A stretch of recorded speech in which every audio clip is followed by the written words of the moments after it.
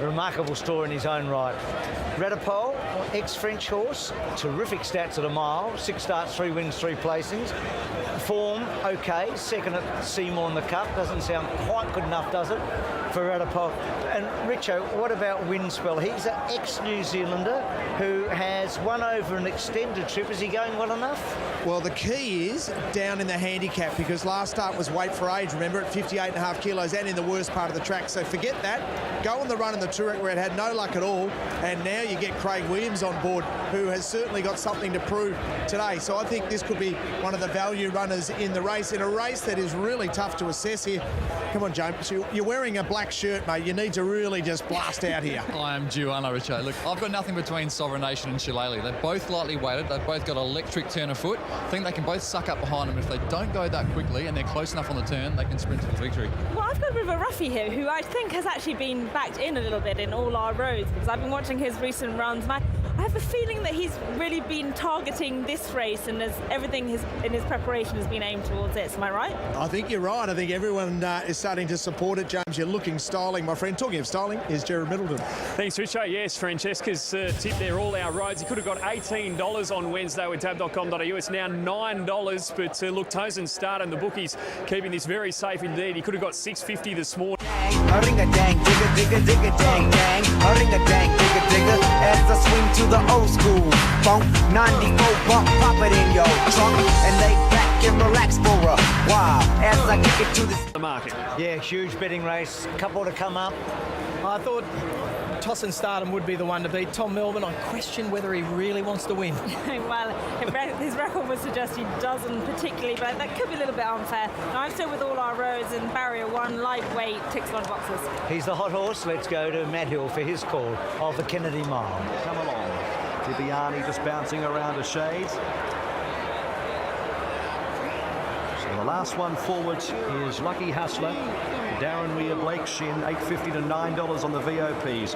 Takes one more turn after that comprehensive win at Moonee Valley last week. Lucky Hustler goes in, and they're set for the Kennedy Mile. Ready to jump.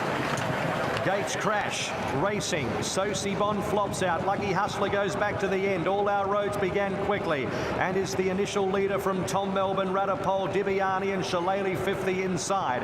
Next in the field is Windspell, who progresses to midfield. Sense of Occasion on the outside of Sovereign Nation. Ome sought out deeper on the track, is trying to improve its position as well, gets to about 8th. Then Tozen Stardom, Egg Tart and well back McCreary, Sosibon and Lucky Hustler is last. So with about 1100 to go, All Our Roads by a length Radipole, 2 lengths away Tom Melbourne, a couple of lengths Dibiani, followed by Shillelagh 50 inside, a length and a half Ome Sword and Windspell from Tozen Stardom, Sovereign Nation, Sense of Occasion, Egg Tart well back in the field, McCreary, Sosibon, Lucky Hustler last, 20 off the leader, All Our Roads coming up towards the turn, 600 out, All Our Roads 3/4 to Radipole, 2 lengths to Tom Melbourne, third every chance, Dibiani next the outside of Shillelagh from Ome Sword, further back Windspell, and then came Tozen Stardom, Sovereign Nation about 10 off the lead, then Sense of Occasion, McCreary, Sosibon, Lucky Hustler, All Our Roads in front by a length to Radipole, approaching the 300 metres.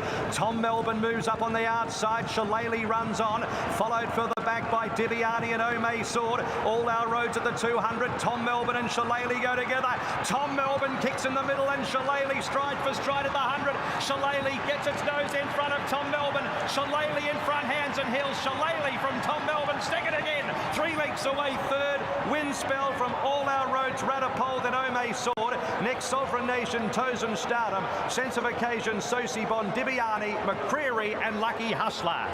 Well, what about that? The luck of Shillelagh. She couldn't get a run in the Maya Classic as it turned out. She gets into a race that's worth twice as much prize money, a Group 1. She relegates poor old Tom Melbourne to yet another second. It's quite remarkable. Windspell gets hold for third. And for Mickey D, he broke through with a Group 1 with Foundry in the Metropolitan this spring. That was his first Group 1. I think he's in line for a ride in the Melbourne Cup, and he gets a second Group 1 here today. It was a lovely ride. It was a beautiful ride. He gave it the run of the race, and Tom Melbourne, well, he's his own worst enemy. He sits up there and wants to fight the rider the whole way and then wonders why he's got no petrol left in the tank. but he's a talented horse. But when you give a horse like Shillelagh the drop on you like that, well, you really are asking for trouble. And boy, Shillelagh was fantastic over the last 200 metres, and he Quinellas the race, Chris Waller.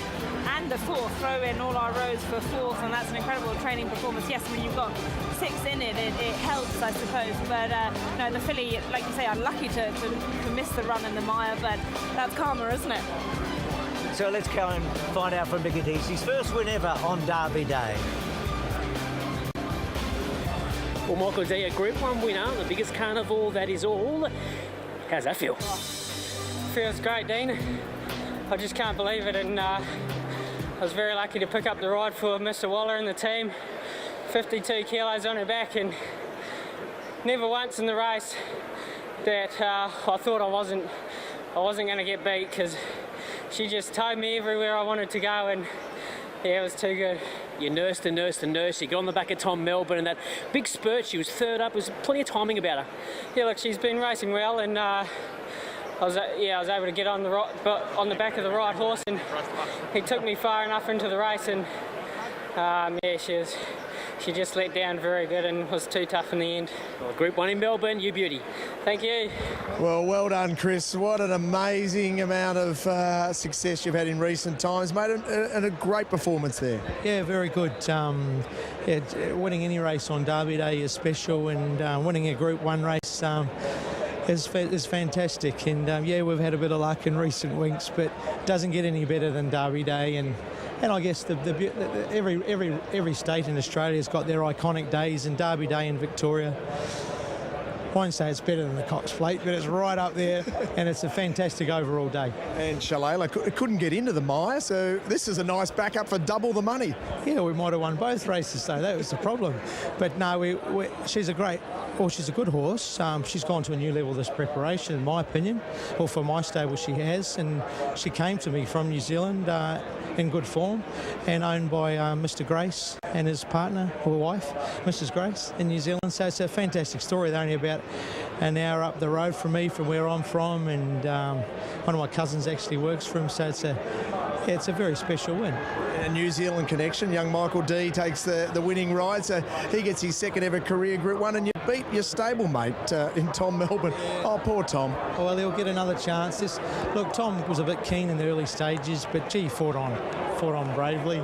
I knew he was good for second, but it was good to see Shillelagh, one of the stablemates, chasing him. He might go to the Emirates in the last day, will he? Right. I don't know. He'll go too keen over 2,000 metres. Maybe we have a gear change or something like that, but speak to Mr. Henderson, and yeah, he's got a good idea about these races. We'll see how we go. Where's your favourite girl? Has she actually gone to Sydney now? She's about 400 metres away. So she's still here at Flemington, and what we do is get the grain out of them, let them relax, and just take the pressure out of them, and she can go to the paddock next weekend and put her feet up. Will it be appropriate for her? She had to go and watch her best friend in Fox play a little earlier on in the day. Chris, well done. Thanks very much. Yeah, great effort, wasn't it? Quinella, that race. He's won this race 3 of the last 7 years.